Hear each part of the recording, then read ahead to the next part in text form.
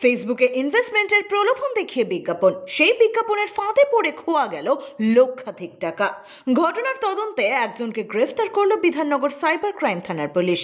Police সূত্রে খবর, সল্টলেকের ইসি ব্লকের বাসিন্দা সাহেল আগরওয়াল বিধাননগর সাইবার ক্রাইম থানায় এসে অভিযোগ করেন যে তিনি সম্প্রতি একটি ফেসবুকের বিজ্ঞাপন দেখতে পান, যেখানে শেয়ার মার্কেটে বিনিয়োগের মাধ্যমে অধিক উপার্জনের কথা বলা হয়েছে। সেই বিজ্ঞাপন মারফত তিনি একটি হোয়াটসঅ্যাপ গ্রুপে যুক্ত হন এবং সেখানে বিভিন্ন ব্যক্তির সঙ্গে তার কথোপকথনে তিনি জানতে পারেন শেয়ার মার্কেটে বিনিয়োগ করলে বিপুল পরিমাণ মুনাফা হতে পারে।